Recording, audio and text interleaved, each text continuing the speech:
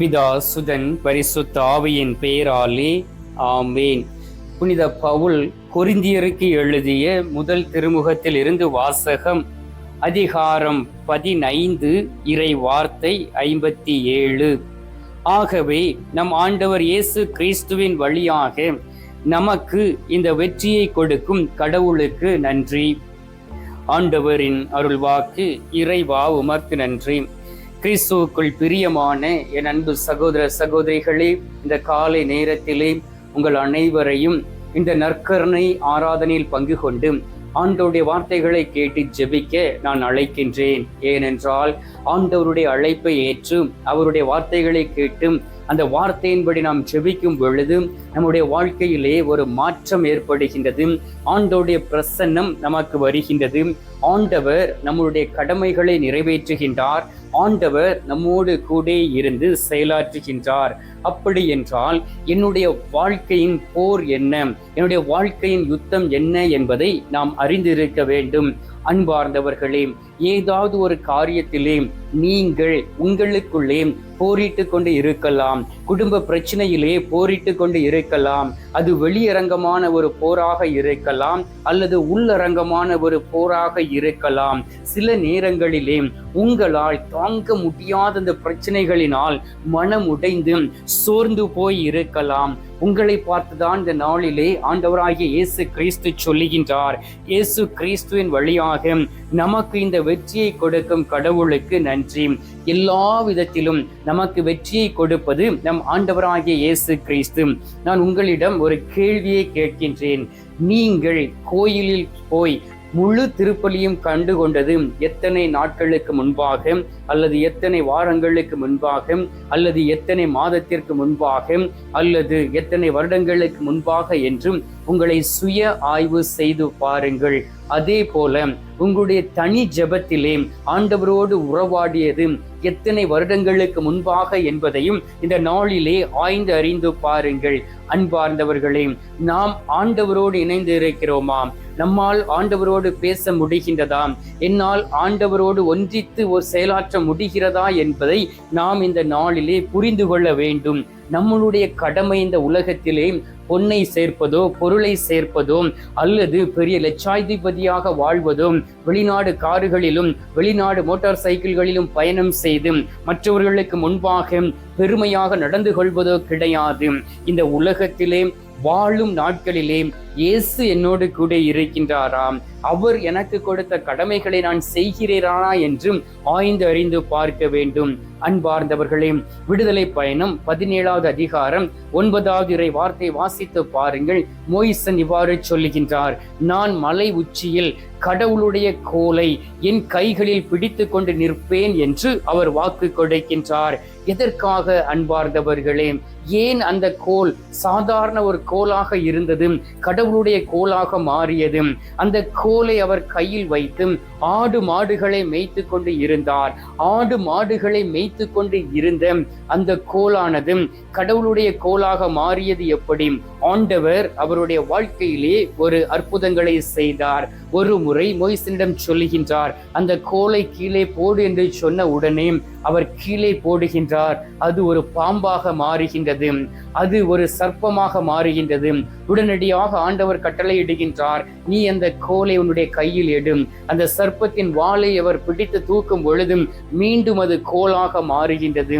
அன்பார்ந்தவர்களே, அவன் கையில் இருக்கும் பொழுதும் அது ஒரு சர்ப்பமாக இருந்தது.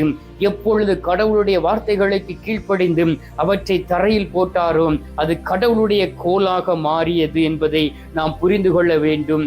எப்பொழுதும் உங்களுக்குள் இருக்கக்கூடிய நான் என்கின்ற சுயநலம், எனக்கு என்கின்ற சுயநலம், என்னுடைய குடும்பம் என்கின்ற சுயநலம், என்னுடைய பொருள் பொன் என்கின்ற சுயநலத்தை நீங்கள் கீழே போடும் பொழுதுதான் ஆண்டவருடைய கடமைகளை நீங்கள் செய்ய முடியும். 1 கொரிந்தியர் 15:57 வாசித்தோமே, எமக்கு வெற்றியை கொடுக்கும் கடவுளுக்கு நன்றி, இயேசுவின் வழியாக வெற்றியை கொடுக்கின்றார். அதே போல் 2 கொரிந்தியர் 2:14 வாசித்து பாருங்கள். எப்பொழுதும் நமக்கு வெற்றி சிறக்க செய்யக்கூடிய கடவுளுக்கு நன்றி என்று சொல்லப்பட்டு இருக்கின்றது. விடுதலை இணை சட்டம் 28வது அதிகாரம் 4வது வார்த்தை வாசித்து பாருங்கள். உன்னை நான் வாளாக்காமல் நான் உன்னை கீழாக்காமல் தலையாக்குவேன் என்று ஆண்டவர் சொல்லுகின்றார். ஆம் அன்பார்ந்தவர்களே, இந்த உலகத்தில் வாழும் பொழுது நமக்குள் இருக்கக்கூடிய கடமைகள் 2 உண்டு. ஒன்று வெளியரங்கமான கடமை, இன்னொன்று உள்ளரங்கமான கடமை. அப்படி என்றால் வெளியரங்கமான கடமையில் தான் நமக்கு பிரச்சனைகள் வருகின்றது. அதை ஒரு யுத்தத்திற்கு ஒப்பிட்டு நாம் சொல்லலாம். ஒன்று வெளியரங்கமான யுத்தம், இன்னொன்று அந்தகார யுத்தம் என்றும் சொல்லலாம். வெளியரங்கமான யுத்தத்திலே ரதங்கள் உண்டு, குதிரைகள் உண்டு. இப்பொழுது கிடையாது. இப்பொழுது இராணுவ வீரர்கள் உண்டு. இராணுவ வீரர்கள் அங்கு இருக்கக்கூடிய அந்த இராணுவ தளவாடங்களை எடுத்து செல்லக்கூடிய அவர்கள் ட்ரக்குகளை பயன்படுத்துகிறார்கள். அந்த குண்டுமலை பொழிய விமானங்களை பயன்படுத்துகிறார்கள், கப்பல்களை பயன்படுத்துகிறார்கள். இவற்றை வெளிப்புறமாக நாம் பார்க்கலாம். இன்னொரு வகையான கப்பல் இருக்கின்றது, அது நீர்மூழ்கி கப்பல். அவற்றை வெளியிலே இருந்து பார்க்க முடியாது. அவை கடலின் ஆழத்திற்குள் சென்று அங்கு தந்திரமாய் சென்று அங்கு இருக்கக்கூடிய கப்பலை அவை தாக்குகின்றன. அதே போல் ஜெபத்திலே நமக்கும் ஜெபிக்கக்கூடிய அந்த ஆவியை ஆண்டவர் தருகின்றார். அந்த காலத்திலே நாம் ஜெப வீரர்களாக இருக்க வேண்டும் அன்பார்ந்தவர்களே. அதை நாம் புரிந்து கொள்ள வேண்டும். நம்முடைய வாழ்க்கையிலே ஜெபிப்பதற்கு ஆயுதமாய் இருக்கக்கூடியது பரிசுத்த ஆவியானவர்.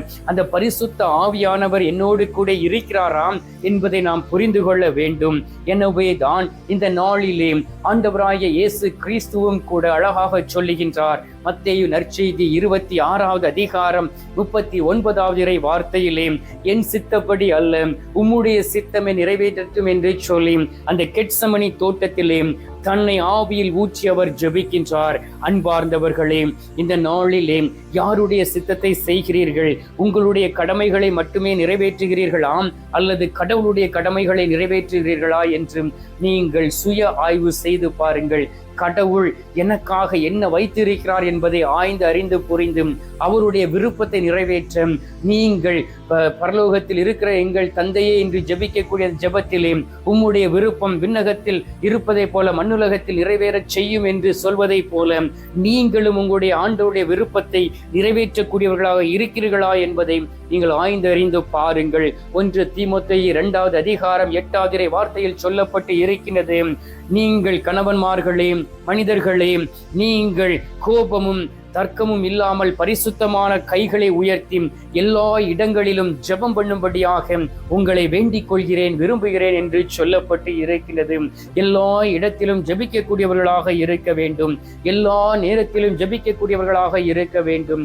அப்படி என்றால் நீங்கள் கேட்கலாம், ஃபாதர், ஜெபித்தால் எங்களுக்கு சாப்பாடு கிடைத்து விடுமாம், ஜெபித்தால் எங்களுடைய நோய்களை தீர்க்க மருந்துகள் மாத்திரைகளை வாங்க முடியுமா என்று. அன்பார்ந்தவர்களே, கடமைகள் சில இருக்கின்றன. நீங்கள் கடவுளுக்கு கொடுக்கக்கூடிய நேரத்தை அவருக்கு கொடுக்க வேண்டும். அதைத்தான் ஆண்டவர் விரும்புகின்றார். வேலை செய்யும் பொழுது வேலை செய்ய வேண்டும். 2 பேருக்கும் ஒரே நேரத்தில் பணிவிடை செய்ய முடியாது. எல்லா சூழ்நிலைகளிலும் ஆண்டவர் உங்களுக்கு முன்பாக இருக்கிறாரா என்பதை ஆய்ந்து அறிந்து பார்க்க வேண்டும். உங்களுடைய கைகளை ஒரு வெற்றி கொடியாக ஆண்டவருக்கு முன்பாக செல்லக்கூடியவர்களாக இருக்க வேண்டும். போர் நடக்கிறது என்றால் அந்த காலத்திலே குதிரையிலே ஒருவர் அந்த நாட்டின் கொடியை சுமந்து கொண்டு செல்வார்.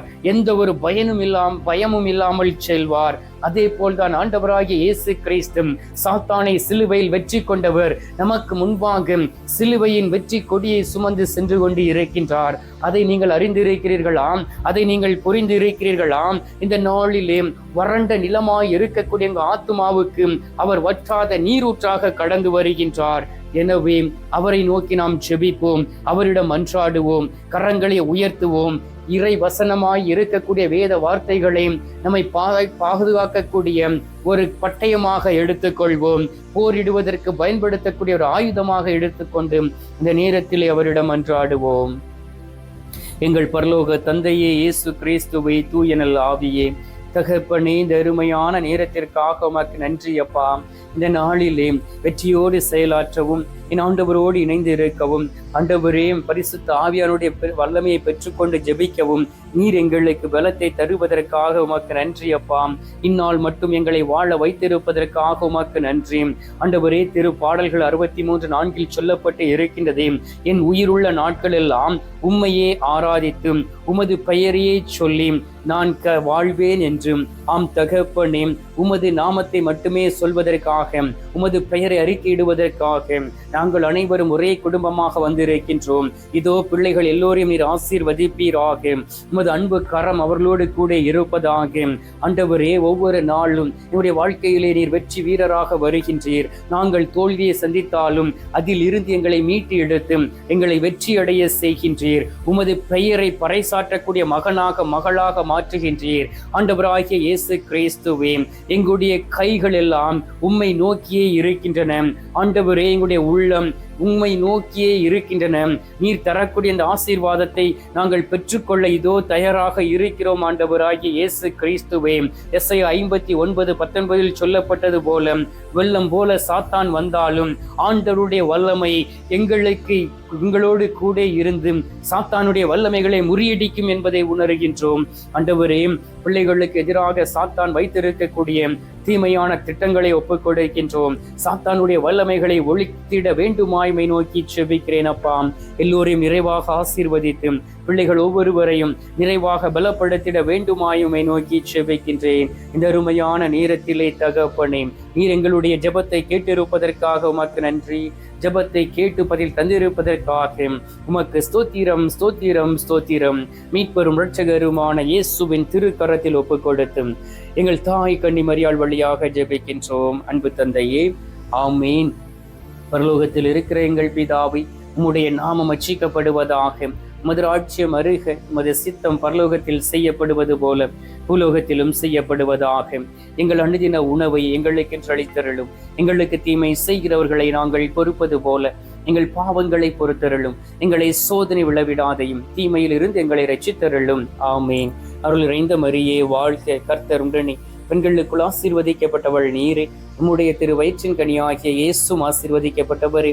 அச்சிஷ்ட மரியே, சர்வேசுடைய மாதாவே, பாவிகளா இருக்கிற எங்களுக்காக இப்பொழுதும் எங்கள் மரண நேரத்திலும் வேண்டிக் கொள்ளும். ஆமீன்.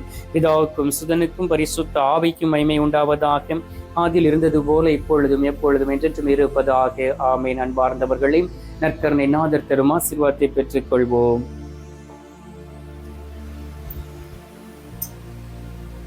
எல்லாம் அல்ல இறைவன், பிதா, சுதன், பரிசுத்த ஆவி உங்களை ஆசீர்வதிப்பாராக.